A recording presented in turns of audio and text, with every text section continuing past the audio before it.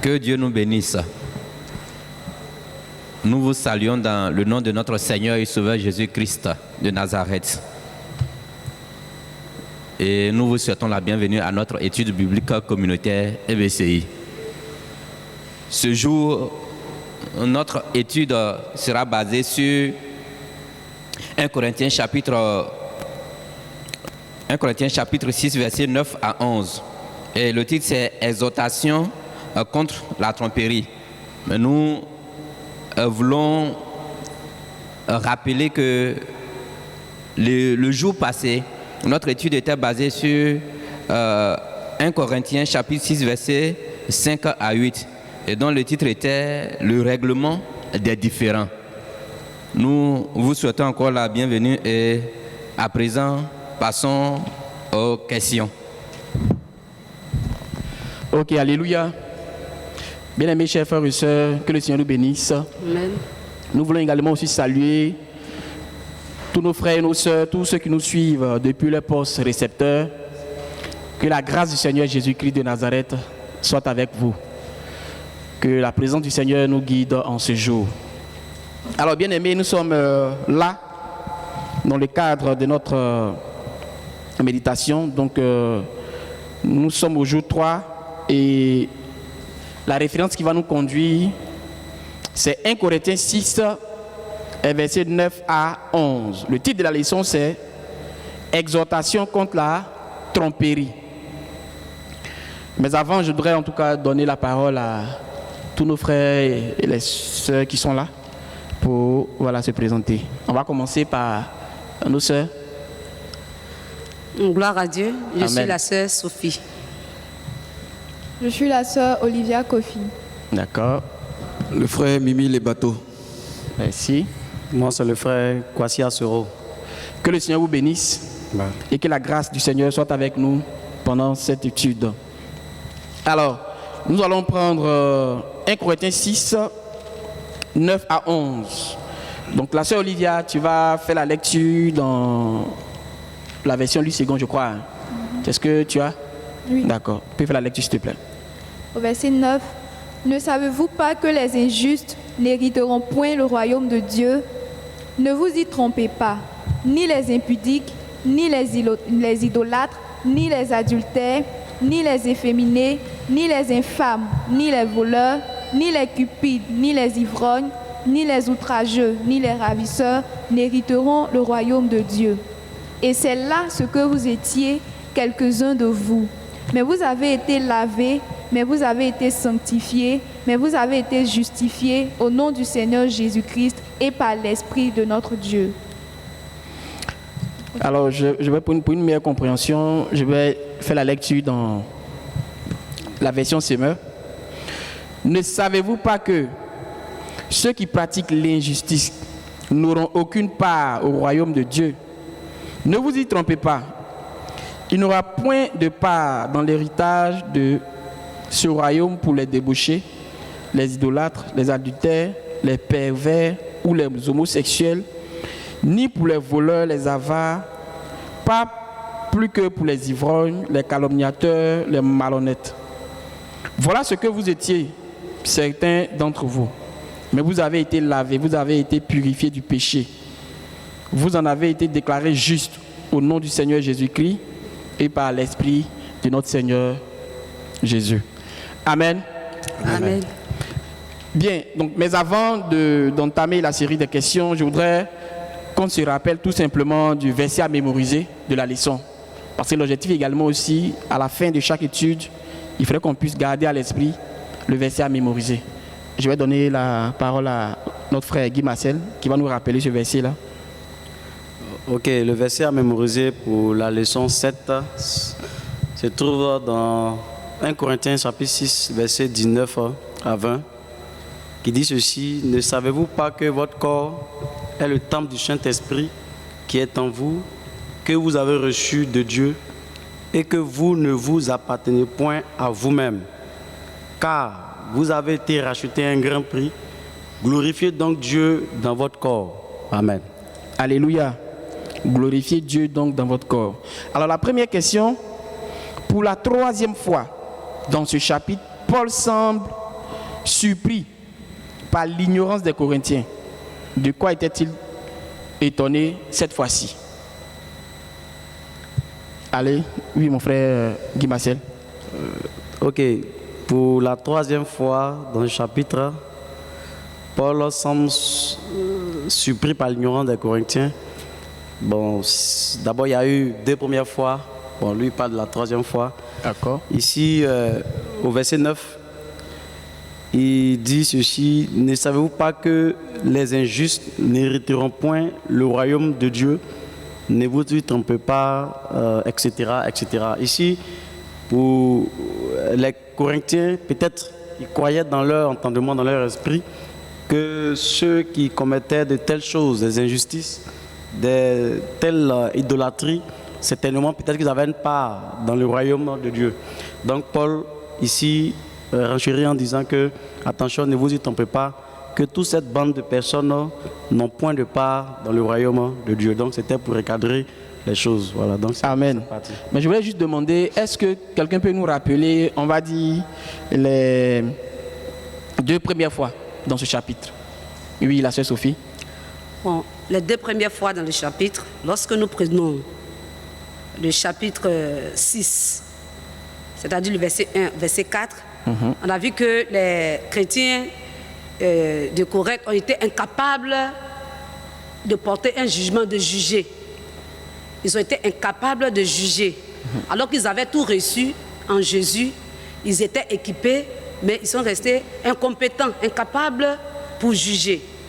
La deuxième remarque que Paul a faite, il a remarqué aussi que malgré tout ce qu'ils ont reçu, ils n'arrivaient pas à régler leurs différends au sein de la communauté. Et ils faisaient toujours recours aux tribunaux du monde pour les juger. Alors qu'ils ont tout pour juger leurs différends entre eux, pour régler leurs différends entre eux. Et la troisième ici, je réponds maintenant à la question posée. Vas-y. Paul a remarqué aussi il a constaté qu'il y a l'injustice même qui est pratiquée au sein de la communauté. Une injustice même qui peut-être qui ne se rencontre pas même dans le monde, qui est pratiquée au sein de la communauté. Il est étonné de savoir que les chrétiens de Corinthe se comportent comme les gens du monde, pire même d'ailleurs. Donc ce sont ces choses-là devant lesquelles Paul est surpris de savoir. Amen. D'accord, je vais ajouter quelque chose. Oui. Voilà, donc au niveau de l'ignorance dont il est question, dont parle Paul pour la troisième fois. La première fois, c'était que les Corinthiens étaient ignorants de ce qu'ils allaient juger le monde. Donc c'est le verset 3. C'est le verset 3 du chapitre 6, 1 Corinthiens 6. Il dit: ne savez-vous pas que nous jugerons les anges? Et la deuxième fois, c'est le jugement que le monde va subir de la part des chrétiens. Donc la troisième fois maintenant, c'est cette ignorance. Donc pour dire que l'ignorance, c'est vraiment un défaut, c'est une catastrophe, selon que Paul est en train de le dire. Mon peuple périt faute de connaissance. Donc Paul, pour lui, rappeler une troisième fois l'ignorance des chrétiens de Corinthe par rapport à certains faits, était quand même pour nous à relever, pour que nous ne soyons pas ignorants, parce que l'ignorance est très mauvaise en termes de défaut de connaissance. Merci. Alléluia. Oui. Alors donc ici, comme vous l'avez souligné, on va dire que cette question met en évidence la notion de l'ignorance. L'ignorance. Voilà. Alors donc, nous allons aller à la deuxième question. Quel genre de personnes n'hériteront pas le royaume de Dieu? On peut suivre nos réponses, faire suivre nos réponses des versets. Oui, Olivia. Donc, la réponse à cette question se trouve au verset 10. Il est dit: les injustes, les impudiques, les idolâtres, les adultères, les efféminés, les infâmes, les voleurs, les cupides, les ivrognes, les outrageux, les ravisseurs sont ceux qui n'hériteront pas du royaume des cieux. Du chapitre 6 toujours. D'accord. Un commentaire certainement sur ces différents éléments qu'on vient de citer. Par rapport à la société, sur à quoi nous sommes confrontés aujourd'hui, en tout cas ce qu'on voit jour et nuit dans la rue, voilà, par rapport à tout ce qui est cité ici.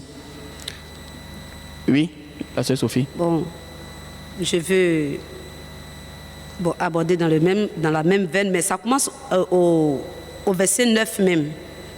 Il a parlé de ni les impudiques, ni les idolâtres, ni les adultères, ni les infirmités, ni les infâmes. C'est pour dire quoi? Ce que même comme on avait dit, les chrétiens de Corinthe ignoraient, ils ne savaient pas que, étant chrétiens, que toutes ces choses-là, qu'ils ne devraient plus les pratiquer. Pour eux, étant chrétiens, ils sont encore amenés à pratiquer ces choses. Alors que lorsque tu es chrétien, tu te débarques du monde de Satan pour le royaume de Dieu. Et comme le royaume de Dieu a ses principes, a ses critères, ce monde est différent du monde de Satan. Alors que les chrétiens, ils ignorent cela. Ils ignorent que, étant dans le royaume de Dieu, il y a certaines choses que nous ne devrons plus faire. Et voilà pourquoi Paul leur a dit, ne vous y trompez pas. Vous êtes du royaume de Dieu, pratiquez les fruits de l'esprit, en quelque sorte. Et ceux du monde de Satan vont pratiquer les fruits de la chair. Amen. Amen. Autre chose? Oui, par rapport à vraiment, merci beaucoup pour la sœur, tous ces différents éléments qui sont cités ici, et par rapport à la situation qu'on voit aujourd'hui, la jeunesse, certains éléments qu'on constate. Oui. Ok, ici c'est vraiment déplorable parce que quand on fait un rapport où on établit le lien tout de suite avec la jeunesse d'aujourd'hui, ce que nous voyons, il y a plus de ces éléments-là, ça saute aux yeux. C'est-à-dire, on voit de plus en plus des hommes qui deviennent adultères, d'autres qui deviennent efféminés, on en voit un peu partout, ça coule les rues. Voilà, on voit un peu plusieurs qui s'adonnent de plus en plus à la cupidité, l'amour de l'argent. Plusieurs s'adonnent à l'alcool, à tel point qu'ils sont des ivrognes. Quand bien même qu'ils peut-être ils ont reçu Dieu, c'est-à-dire ils ont accepté le Seigneur, mais de temps en temps ils s'adonnent à ça et peut-être d'autres se disent que non, ça c'est pas grande chose, c'est juste un peu. Mais Paul vient clarifier ici les choses pour dire attention, il ne faudrait pas qu'on joue avec de telles pratiques parce qu'il n'y a pas de part avec ces personnes dans le royaume de Dieu. Donc pour dire que si c'est le lieu de rappeler si bien, de sensibiliser bien encore une prise de conscience collective de toute l'Église, mais aussi du monde entier, nos frères et sœurs qui n'ont pas encore reçu le Seigneur, pour leur dire, c'est telle pratique-là, votre place n'est pas avec le Seigneur dans le royaume de Dieu. Donc c'est Amen. Ok, merci beaucoup. Ce que nous voulons dire, d'abord, c'est que ce qui est cité là n'est pas tous les péchés qui priveront les hommes du royaume des cieux. Ce n'est pas tout ce qui est cité. Selon que Paul a écrit à Timothée, au chapitre 1 Timothée chapitre 1, on peut lire du verset 3 au verset 10, au verset 11, mais on va lire seulement le verset 9 à 10. Il est que nous savons bien que la loi n'est pas faite pour les justes, mais pour les méchants et les rebelles, les impies, les pécheurs, les irréligieux, les profanes, les parricides, les meurtriers, les débauchés, les homosexuels, les voleurs d'hommes, les menteurs, les parjures, et tout ce qui est contraire à la sainte doctrine. C'est tout ce qui est contraire à la sainte doctrine. En fait, on ne peut pas s'étaler évidemment sur tout. C'est ce qui est contraire. Toutefois que quelqu'un va à l'encontre de ce qui a été établi par Dieu, cela est suffisant pour que cette personne n'entre pas dans le royaume des cieux. C'est ce que nous voulons dire par rapport maintenant au monde. Le monde, il y a des irréligieux, des déloyaux, des intempérants. Le monde montre que l'homme ne doit plus suivre Dieu, parce que c'est ceux qui suivent Dieu qu'on taxe aujourd'hui des mauvais, parce qu'on appelle mal bien et bien mal. Et malheureusement, ce qu'on voit n'est que ce que la Bible a déjà mentionné il y a des siècles avant. C'est ce que je voudrais Amen. ajouter. Amen. Tu voulais ajouter quelque chose? D'accord, ok. Voilà, je voudrais rajouter quelque chose. C'est que on a tendance aujourd'hui à minimiser les péchés, à les catégoriser. En fait, classe 1, classe 2, petits péchés, gros péchés, souvent meurtre, adultère, et puis bon, mensonge et tout. Alors que là, on se rend compte que Paul a tout énuméré. Et là même, la liste n'est pas exhaustive. L'Ancien a énuméré d'autres listes, des irréligieux et autres. Et c'est souvent ce qu'on fait. Donc, on ne doit pas minimiser tous tes péchés. Il n'y a pas petit péché. Et donc, on doit prendre garde. Comme il a dit, ne vous y trompez pas. Que tu commettes le vol, que tu mentes, que tu fasses des querelles entre frères, tu n'hériteras pas du royaume des cieux. Alléluia. Amen. Vraiment, merci beaucoup pour vos différentes réponses. Ce qu'on peut retenir sur, je vais dire, cette question, c'est que, naturellement, tous ceux qui ont des pratiques contraires au royaume de Dieu n'hériteront pas le royaume. Amen. Et malheureusement, comme vous l'avez si bien souligné, dans le temple, on assiste souvent à des personnes qui sont homosexuelles, qui font partie des groupes musicaux, qui font partie de certains départements de l'église. Certaines personnes également aussi qui s'adonnent aussi, comme vous l'avez dit, à l'ivrognerie, à l'adultère. Et Paul nous rappelle que de telles personnes n'hériteront pas le royaume de Dieu. Nous allons partir à la dernière question. Quel espoir voyez-vous dans les paroles de Paul? C'est là ce que vous étiez. Face à tout ce qu'on vient d'énumérer, face à ce tableau sombre-là, on va dire, qu'est-ce que Paul donne comme parole d'espoir quand il dit, c'est là ce que vous étiez. On relève également aussi, comme on a toujours fait, les différents versets. Allez, vas-y, Guy Marcel. Quel espoir nous voyons dans les paroles de Paul, c'est là que vous étiez. Je pense qu'il y a un grand espoir. Il y a un grand espoir de la mesure où, regardez, il prend le temps de conjuguer un verbe ici. C'est là que vous étiez. Donc ça veut dire que ce n'est Pour plus rapprocher le temps, juste le micro, s'il te plaît. ce n'est plus le temps présent, c'est un temps qui est révolu, qui est passé. Donc ici, dans ces paroles, l'espoir que nous retenons, c'est que c'est notre ancienne nature, ou bien peut-être notre ancienne identité qui le relève là, dans le fait qu'il y a des cupides, il y a toutes sortes de choses. Voilà, donc c'est le passé maintenant, mais il dit plus loin, bon, si je peux le relever, il dit, mais vous avez été lavés, mais vous avez été sanctifiés, mais vous avez été justifiés au nom du Seigneur Jésus-Christ et par l'Esprit de notre Dieu. Donc, voici encore ce grand espoir que nous avons. Nous étions de ceux-là, mais aujourd'hui, notre identité a changé, notre vie n'est plus la même parce que nous avons été lavés au moyen du sang de Jésus-Christ. Jésus-Christ. Amen. Alléluia. Amen. Bon, j'aimerais apporter aussi quelque chose. Bon, comme le vient de dire le frère, c'est juste apporter quelque chose, un complément. Bon, le verbe passé, ce que vous étiez, comme il a dit, c'est du passé. C'est du passé, il a parlé de leur passé. Avant, vous étiez comme eux. Avant, vous étiez comme tous ceux, les adultères, les idolâtres, les infirmités, les infâmes, les cupides. Maintenant, mais le mot maintenant ici veut dire que vous n'êtes plus comme vous étiez avant. Vous êtes devenus des personnes nées de nouveau. Et puis il y a le mot aussi qui revient à chaque fois ici, mais vous avez été lavés, mais vous avez été sanctifiés, mais vous avez été justifiés. Ce mais qui est là, c'est un mais qui marque l'augmentation, qui marque la progression, voire l'évolution. Nous voyons, non? Laver, on se lave, et puis après sanctifier, justifier. C'est-à-dire, c'est le top. Justifier ici, c'est de redresser, c'est de remettre sur la droiture, sur la voie normale. Donc, si vous aviez été lavé, Après, vous avez été justifiés. Et ensuite, vous avez été sanctifiés. Et ensuite, vous avez été justifiés. Vous ne devrez plus commettre ce que vous commettiez avant. C'est-à-dire, le chrétien ici, avant, il était un pécheur. Et maintenant qu'il est venu en Christ, Christ l'a lavé, Christ l'a sanctifié, Christ l'a justifié. Il ne devrait plus faire des pratiques d'avant.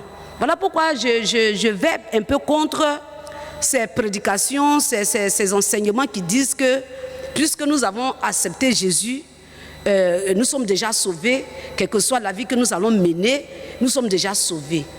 Sincèrement, je refute cet enseignement, cette pensée qui se passe même sur toutes les chaînes, sur les antennes, que si nous sommes vraiment, nous croyons que nous sommes vraiment, nous sommes lavés par Jésus, nous sommes sanctifiés par lui, nous sommes justifiés, nous ne devons plus vomir, remettre dans nos bouches ce que nous avons vomi. Sincèrement, je vous remercie. Amen. Amen. Je peux prendre encore une dernière réponse. Bon, il faut prendre la sœur. D'accord. Olivia? Ce que moi je veux rajouter, c'est qu'on se rend compte qu'on n'est pas condamné en fait. Donc, après les différents péchés que Paul a eu à énumérer, il vient nous montrer que cela n'est pas considéré par Dieu en fait. Dieu, il balaie ça du revers de la main pour nous donner une nouvelle identité. Donc, on peut avoir péché, certes, mais cela n'est pas placardé sur nous. Cela ne devient pas comme une identité, mais par le sang de Jésus, nous avons une identité nouvelle. Et Dieu nous renouvelle constamment tant que nous nous approchons de lui, tant que nous manifestons ce désir-là de changer, de travailler quotidiennement à ce que nous puissions hériter réellement de son royaume. Alléluia. Que le Seigneur nous bénisse. Je pense bien que la sœur l'a si bien dit et vous l'avez relevé, c'est que certes le tableau est noir, mais la Bible dit que celui qui reconnaît cette transgression, les avoue, les délaisse, obtient miséricorde. Que Dieu nous bénisse, que la grâce du Seigneur soit avec nous et que fasse Dieu que nous puissions toujours demeurer dans sa grâce. On va maintenant laisser la place à notre frère Samy Richemont qui va nous faire la synthèse. Que Dieu nous bénisse.